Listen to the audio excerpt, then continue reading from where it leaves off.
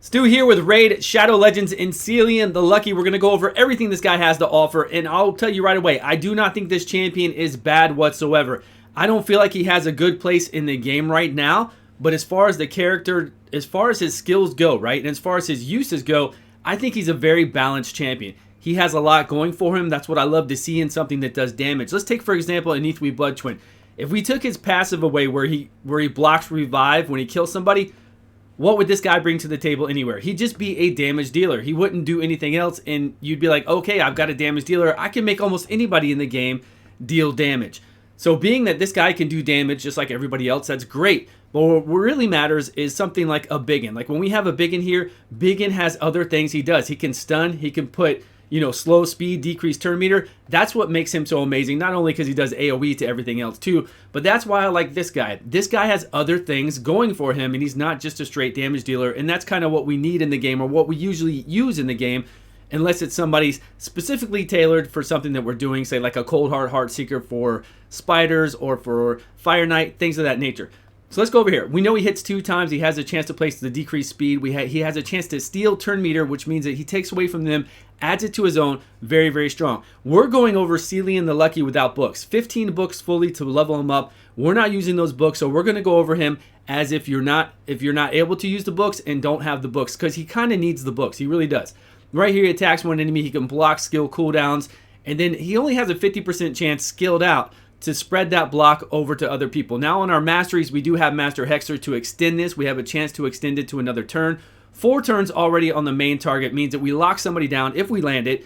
We lock somebody down on waves for 4 turns, and we can lock the other people down, which means they can only do their A1. Kind of like a provoke, but a provoke makes you only do your A1 to the target that they're provoking to. This would just make it so they can only do their A1, but they can still attack anybody they want, but it's still very, very strong in waves. For progression, it's very, very good. That's that one, does damage too. This one attacks somebody, has a chance to stun on a 5-turn cooldown. Now I've seen this in action already when I was doing dragons, ice column, everything else, and I really like it. This stun happens often, but it's on a 5-turn cooldown. If I could take this to a 3-turn cooldown and have a chance to always apply it, this would be pretty good. I mean, really good for progression through the game to help you stun up somebody as you go through those waves. And then he also has a chance to make it into a 2-turn stun and take some of their turn meter right here. Steal turn meter again, which is a lot of turn meter. So that's pretty cool too. And then as you know, he's got this passive here that sometimes we get attacked. Block damage is very good to get. Increased critical damage is pretty cool too if you have 100% crit rate like I do. We don't need this increased crit rate actually. And strengthen, taking 25% less damage can also be handy. So he's got a pretty cool, I think he's got a useful kit. This, if it spreads, is very handy. This one, if you stun somebody every 3 turns, if you can get that cooldown, it can really help you out. Now, I'm only talking PvE. I'm not even trying to go into PvP because PvP meta right now is pretty set.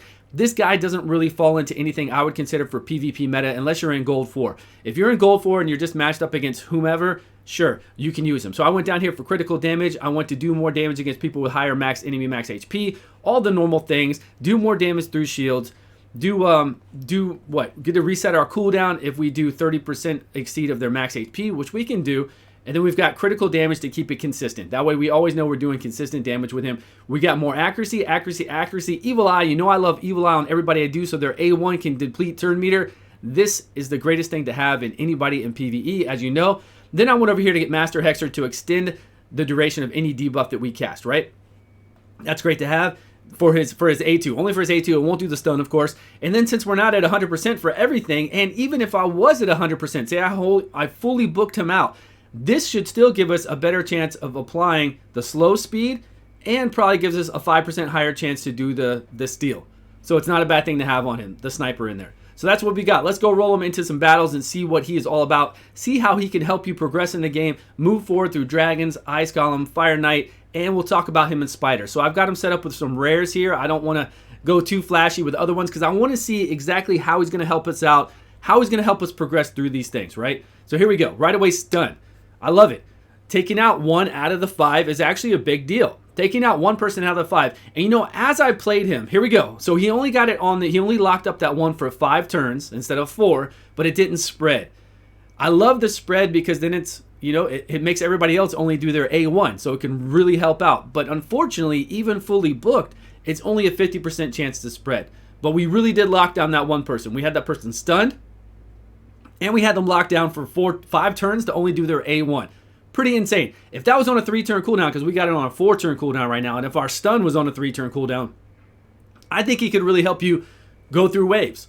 Really help you. Now, even though he's helping us go through waves, that's fine. That's his job. We'll talk about the rest of this when we get to the dragon. We'll talk about his other, what we do with DPS, debuffing classes like this when we get to the boss, because really their main job is to help us get through these waves. When we get to the boss, we have Frozen Banshee here. She's the one that's going to kill the boss. But right now what we want is help to make sure that nobody else dies, so that we get to the boss with the team that we want, so that we can take that boss out. And that's what we're trying to work towards. So we locked him out again. That's great. Let's see what we can do over here. Now, of course, we've got Gnarlhorn right here doing the AoE 3-turn provoke, right? It's on a 3-turn cooldown, doing that AoE provoke and then putting unkillable on himself. He's also Spirit Affinity, so they're more likely to gun after him, which is good, because our boy here, Cillian the Lucky, he doesn't have any HP chest on. And the more I play Cillian, there we go. All right, we got everybody locked out so they can only do their A1 on this next go-around, which is really good because they're not provoked. Some are provoked, some aren't. And then he's doing damage in air.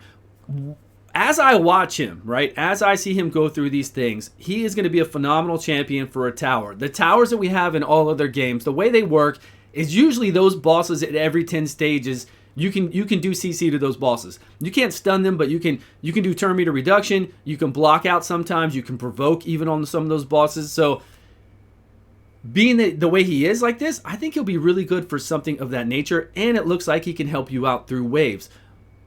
And I don't think you have to make him DPS heavy. He's almost such a good at a 3-turn cooldown if you can book him out. He comes around so fast that it's almost might even be good to make him tanky. Like, don't worry about the DPS he does. Just make sure that he can get in all the debuffs that he's doing to get you to the boss.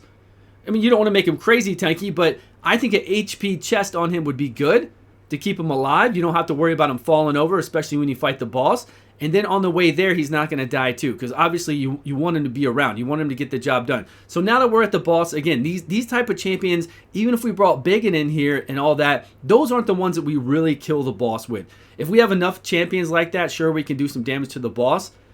If we just roll through with a whole bunch of like 5 Biggins, yes, we can still do damage to the boss. But normally you're going to have, a team like this. You're going to have your decreased defense. You're going to have your apothecary in here giving us our speed increase, giving us our heals, and then we bring Banshee in here to really finish off the dragon. So I feel like Cillian did a really good job at what he needed to on the way here. So if he dies here, or if he doesn't do insane damage, because, to do insane damage to a boss, we need to bring poisons, or we need to bring champions that do damage based off of enemy max HP. Normally, that's how we would do speed runs, or how we would get through this. We bring a Cold Heart in here. We would bring a Royal Guard in here if we wanted to go faster, depending on where we're at in the game, right? For progression, depending on what your gear is and what you have available to you in your roster, we would eventually work towards some team like that. Or we'd keep it at a poison team like this, to where we come in here, no matter what, we know that Frozen Banshee and Apothecary together are going to kill the dragon, because we made it here. So again, I think he's doing a really good job at doing what he's supposed to do. Not necessarily the damage, but he's doing the good damage. He's also making it so that it's easier for us to get through the waves and get to the boss. We're going to go over here. We're not going to do a full run of Ice Golem, because with this team it would take forever once we get to the boss. So we're going to end it sometime in the middle of the boss, but we're going to see how he does here. Operate again. He should have stunned there, but he missed it. He missed that 85% chance to stun. Otherwise, we would have stunned that, but that's okay. We're at enough speed. We come back around to hit again. So he would have locked out, but he didn't lock out anybody else on that A2. So now we should be on his A1 right now, where we can steal turn meter. Now, again, luckily, we've got Gnarlhorn in here, a rare, doing a 3-turn AoE provoke. So we're taking the attention off of our fragile champions and letting our boy do the work, right? Letting him do the work that he needs to do the damage to him, try to lock them up, try to get some stuns in there. So it's doing the damage, right? Because I do have him set up to do damage, which isn't bad. I was just saying that if we had others in here to do damage, we could take away a little bit of his damage, make him a little bit tankier if we needed to, so that he's always alive, so that he always does his job. I like how he's stunning. There he went with the stun. He also has the block cooldown, block skills. Okay, let's go on to the next wave, see what we can do. Now, when we get to the side champions, right, when we're fighting the boss and we have the 2 side champions up, on his A1, Cillian can steal turn meter, right, which is very good, and slow them, which is also very good. And then he can stun them, which is cool. So, I mean, he's got a lot going for him when we get there. We just, Ice Golems, mechanically wise and ice golem wise, we need to be able to take out those side champions, his side champions as quickly as possible so we can get to the boss and DPS the boss, right? There you go. We're skill lockout, skill lock. There we go.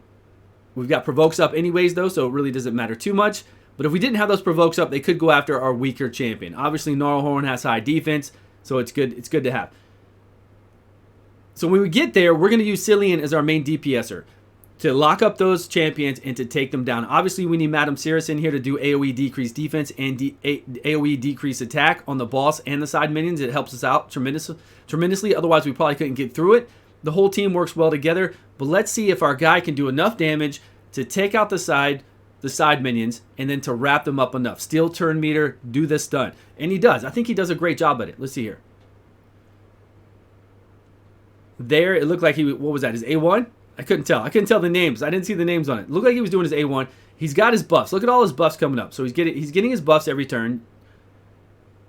Some people have Evil Eye on them, so they're knocking down the turn meter a little bit more. There we go. Turn meter reduce, turn meter reduce. Very cool, because this guy was about to attack. Now, if he could get a stun up whenever his 5-turn stun comes around, because we don't have it on a 3-turn cooldown, unfortunately, he'll stun one of these guys, which, again, makes it... Stunning this guy right here that puts a decreased defense on us for 3 turns is very handy. Very, very handy. Or even just decreasing his turn meter, whatever we got to do to wrap him up. I can't tell. I can't tell because we don't have a 100% chance to apply it because we don't have him booked out.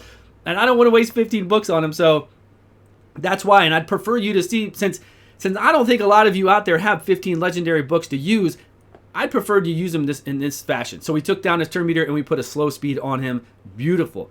So that's how it's going to work. I mean, this whole fight's going to last about 9 minutes. I'm not going to go through 9 minutes of recording just this one battle for you because I want to get on to other things in the game with you about him. I want to show you his gear, masteries, and everything else I have on him. I think I showed you my masteries already, but I'll show you the gear I have on him. And basically the whole fight would just go this way. We're going to get these side champions again. It's going to come a time till we hit that threshold. Side champions are going to pop up, and then Cillian and the rest of the crew are going to have to go back with killing them slowly, getting back to the boss, and then working our way. Now, we're going to win. There's no doubt we're going to win, but it's just going to take time. It's going to take time. So here we go. Side champions down. Fantastic. Let's see Cillian come in here. What's he going to do? Turn meter reduction. Great. That's good. So he did his A1 here. Let's see if he switches target and tries to bring down the highest person. No, he did it again. A1 again, and he's actually stealing. Look at his turn meter. It's all the way up. It's pretty up fast. I wonder if he's going to switch over to the right. Usually he does. Now he stunned him. Hey, he wrapped up that whole champion all by himself. Turn meter reduction, and stun. Now, the turn meter reduction is pretty low right now. It's a 35% chance to proc, I believe. And then if we had him fully booked out on his A1, it would go up to a 50%, which would be much, much better. Would be very nice. We're going to talk about... So here, again, a long battle. We're going to back out of here. He's doing a good job at what he does, right? He's doing a very good job. He's doing damage. He's doing a good job at what he does. Now, I've heard people talk about spiders. Now, here's my only complaint with spiders on this guy.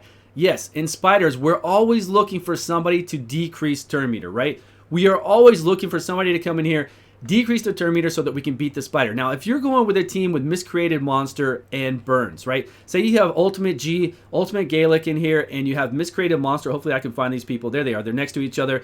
And you're doing a slow, long team. We're not worried about the spider taking as many turns in. Yes, we want to slow her down with a Sylar or a Cold Heart or whatever we have, but we're not concerned with her taking... We know she's going to take a few turns, and we know we have Miscreated Monster to keep us alive, and the burns are going to take a little while to take effect so that the spiderlings take their turns and the burn goes down. And we don't necessarily want to wipe out the whole team. So it helps to have something to lower the turn meter so she doesn't take as many turns. That way we can kill her faster, right? It does. Now, the only problem with using him, I think, is that nothing else is going to help. Is he an option? Well, you know, who knows? You could try it out, but the main thing is he's not going to do damage on the spider, right? He's just not that type of champion. Doesn't do damage based off of enemy max HP. He's going to slow the spider down, and then every so often he's going to have a chance to steal turn meter, right? Which is good. I just don't know if it's enough. I don't know if it's enough to actually do it. When he does this move, it's not going to do anything, even if it were to go over to the spiderlings, which it won't, because this won't even proc on the boss. It's not going to stop the spiderlings from attacking you. We can't stun the boss, so this isn't going to do anything. We're not going to steal turn meter, and yes, he's going to get his buffs. But we'll try it out. We'll run it through here to see if we can bring a team in here. I don't know who else we would use to keep our people alive. Let's go with Arbiter and see if we can just what kind of damage we're going to do to the spider and what's going to happen. See if we can steal turn meter or not. Like, enough of it. Yes, we can steal turn meter, but at this low percentage, 35% per hit, is it really going to be worth it to use him like this? So he did his A3. Nothing's going to happen there. We can't stun the boss. Okay, we got our burns up. Now the spiderlings are going to take their turns and burn the mama boss down. She's going to heal soon. We know that. We can't stop her from healing because we didn't bring in a cold heart to wipe the... If we brought in a cold heart, it would have been great. Now he's doing his A2. So that's a lot of turns wasted on trying to get the turn meter down on the boss. Now he does have Evil Eye as well. So his first hit on his A1 will deplete the turn meter some more. And we'll try to get procs. It said turn meter decrease. Great. I guess we're all fast enough that we were able to loop back around and do a little bit more damage. But she's going to heal. She's going to heal a pretty good amount here. So we got to weaken up. We got to slow speed up from him. And burns up on everybody. It's actually going pretty nicely. We'll have to wait for her to heal. Okay, he did his A1 again. He could have stolen turn meter then on his A1 because, you know, we don't have him booked out. So his A2 and A3 are longer cooldowns. They're on a 4-turn and a 5-turn cooldown, which actually doesn't work out too bad here because we want him to do his A1 here all the time. Really, if the game was set up to where we could lock skills in, this would be a situation where we would lock him in to only do his A1 100% on this fight.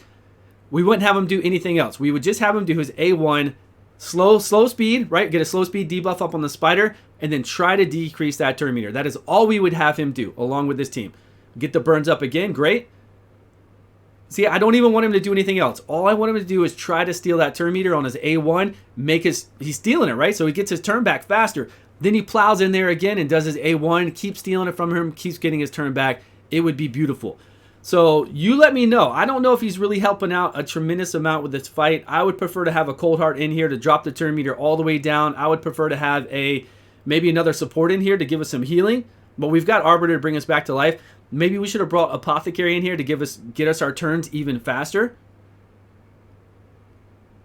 Okay, turn meter decrease, Great. He stole it right then. He stole it again like he always does. His turn's coming back much faster. So like I said, if you could lock him in to do his A1, and on a team like this, he's fine. But if you try to bring in a different kind of spider team, a team where you're going Royal Guard, Cold Hearts, and all this kind of thing, he's not going to work out for you. He's really not. He's only great for, I believe, a team like this, to where you have total coverage, Miscreated Monster can keep you going for days, you got the burns up, and you just need somebody in here to reduce the spider's turn meter a little bit. Just a little bit, and you didn't have any other options, right? You didn't have any other options to do that. And this seems like a decent option, especially if one day we can lock skills and he can only do his A1. If he did his A1 all the time, we'd be great. We're going to lose Madam here in a minute. And right now, he's the weak affinity for Fire Knight. I'm going to do an additional video on Fire Knight specifically for him after this one, since this one's taking so long. And I kind of want to mess around with some teams. So I'll mess around with those teams and I'll get right back to you with another video with Cillian, Magic Affinity on Fire Knight 20. Because we've done an all Magic team on Fire Knight before. We made it happen, no problem. It's the one team to rule them all that we could do on stage 20 of everything that worked beautifully. Now we're going to throw Cillian in there and see what he can do to help out. And I think he's going to do a great job on the waves again. And then we'll see what he can do on the boss as long as he doesn't get weak hits. That's all I got, guys. That's Cillian, the Lucky. As far as Arena goes, it's up to you. It's up to where you're at in Arena. In Platinum Arena, I don't see any uses for him whatsoever. It's all about speed in Platinum Arena and your team comp set up. There's so many Rotoses out there. If you can come in with enough speed and make him go first, yeah, there's things you can do. But they're going to have immunity artifacts. Real players and a lot of players up there are going to have immunity artifacts on. So none of the stuff he's going to start off with are going to matter. You're not going to get a stun off. You're not going to get the block skills, all those other things. So for Gold 4, Gold 3, whatever else, sure. Use them just like you would use anybody else. Please let me know your comments below, and I will see you guys all on a video soon.